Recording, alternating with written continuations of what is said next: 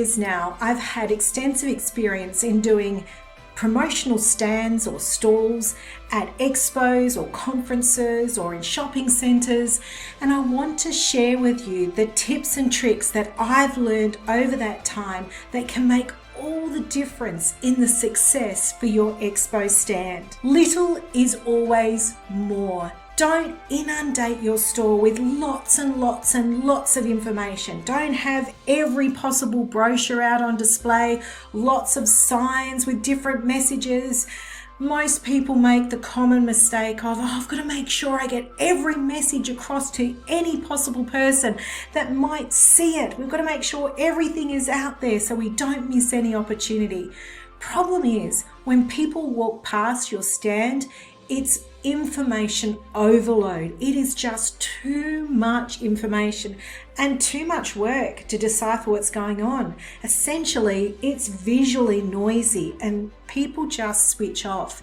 You need to create a soft aesthetic, something that is nurturing, simple, clear, visually interesting and engaging, and provokes curiosity so that people feel just drawn to come into your stand by this lovely aesthetic that you create that's simple and clear, visual as possible, not too much writing. You want to limit it to one or two phrases maybe, but not writing and signage and message everywhere. It needs to be as visual as possible.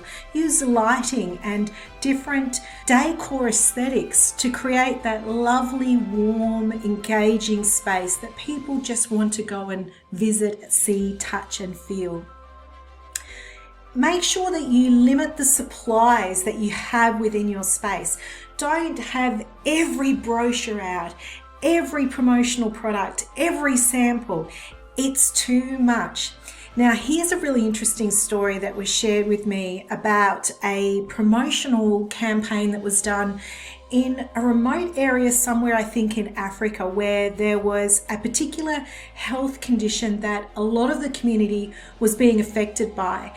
And what would make a significant difference to their health was wearing sunglasses. And so what this health organization did was put out a table in the community marketplace with lots of sunglasses on them and said, free, take them.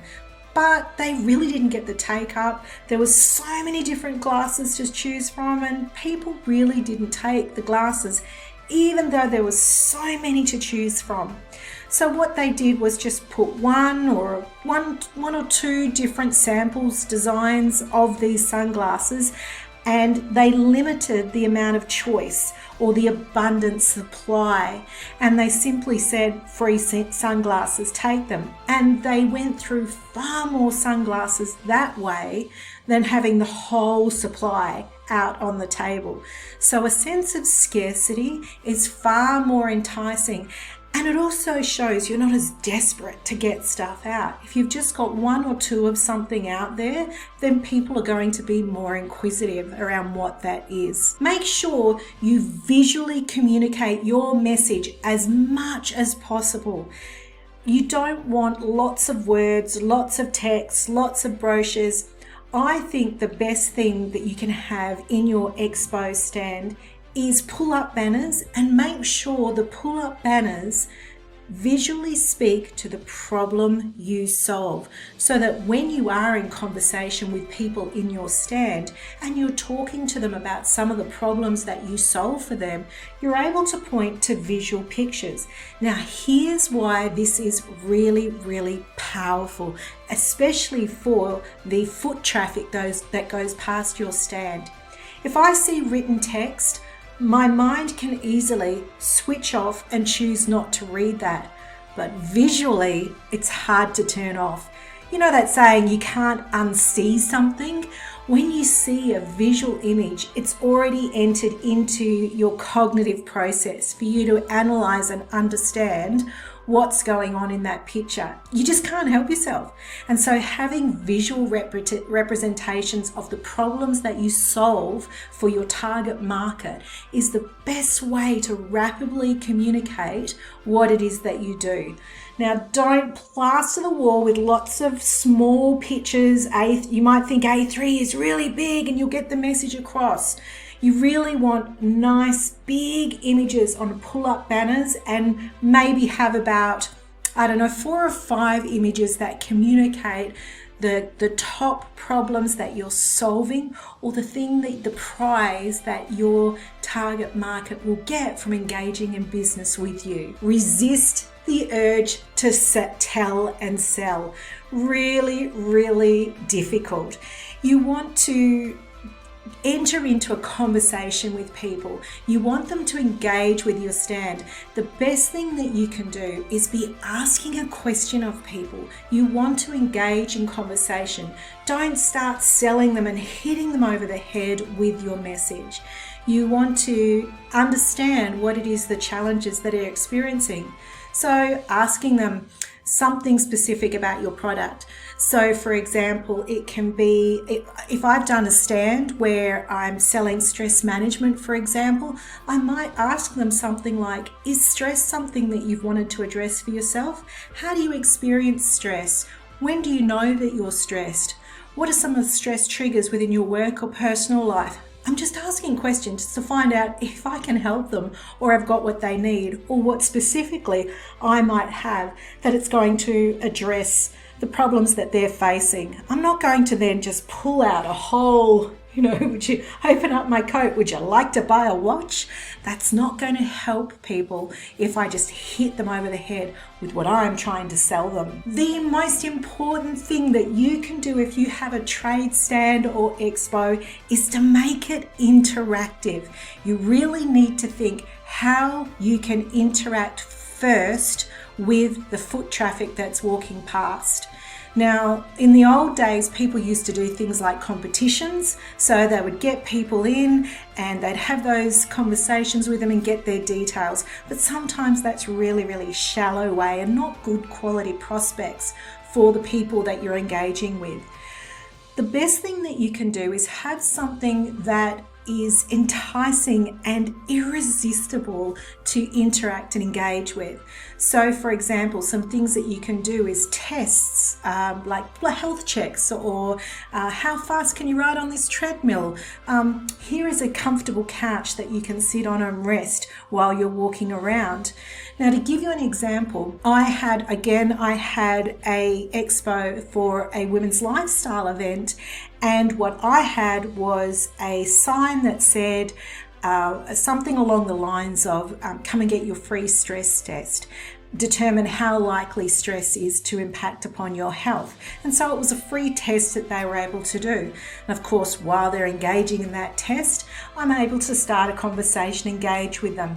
Sometimes people will do things like putt-putt or some other game or interaction, touch, feel, sample, try, some way that they can engage with the foot traffic to bring them in and start the conversation. You really just want to start a conversation, and then you're going to slip in questions about the product that you're selling or the problem that you're solving. Now, here's another example of something that I did. So I had the stress stand and I simply handed out these cards. This is something I like to do. They are Expect a Miracle cards. They have nothing else on the back. They don't have my name, a phone number, no, nothing. They're just a little gift that it says Expect a Miracle. And I'd hand these out to people, and people thought I was handing out business cards or promotional stuff, and they, yeah, thanks, and walk past. And you'd see them. They'd stop and look at the card, turn it over.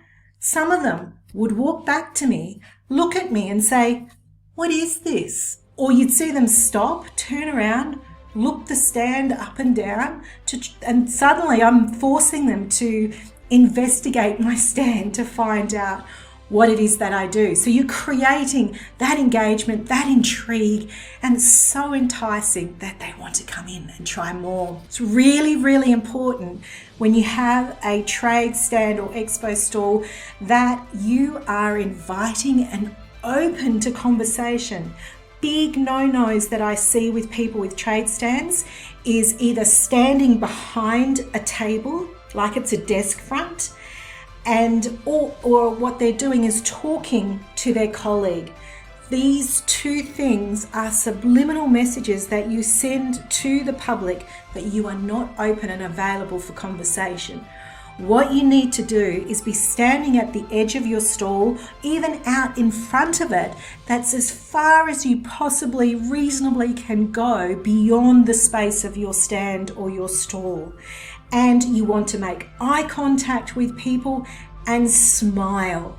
The next step will be to invite them to interact with something with you in your stand. Not to sell them something, but to invite them to participate in something that's going to be fun, interesting, intriguing, or valuable for them. The mistake that people make is handing out promotional materials or having all of those free hats, pens, stress balls, all of those things, or bowl of lollies on the table. Kind of brings people in, but it's shallow and meaningless. They take it and they don't enter into conversation.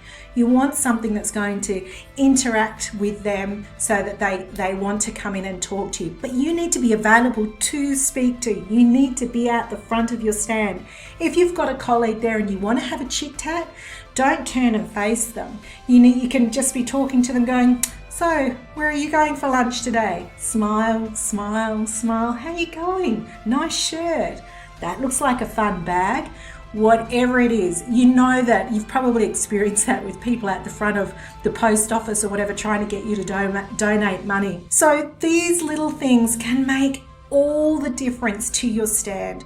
If you have a trade stand or expo stand, it's really important that you are clear of the objective you want. At the end of the day, what do you want to get? Now, for most trade stands, the thing that you want is either a phone number or an appointment with that person. Don't make the mistake of handing out business cards or promotional material and saying to people, "Here, give me a call." What you want to be doing, that's the last thing that you actually want to hand out. The very last thing you want to hand out. You want to have a nice conversation with people and then get to the point where you can say, "Hey, have you got a business card? I'd be more than happy to give you a call and talk to you about this further if you like. Now's not a good time. How about I give you a call? Tuesday, any good for you? Happy to give you a call. You got a card? And I'll give you a call on Tuesday." Don't hand over your card and say, "Hey, here you go, take my card, give me a call sometime." They never will, and they're probably going to have a bag full of promotional material and cards. You want to get their number or make an appointment with them, and the goal for you at your expo is to determine how many do you want to walk away with. So let me know what's worked for you, what has been a disaster for you, because there's always lessons in mistakes too. I'd love to hear from you about your tips and tricks for managing a really effective trade stand or expo stall.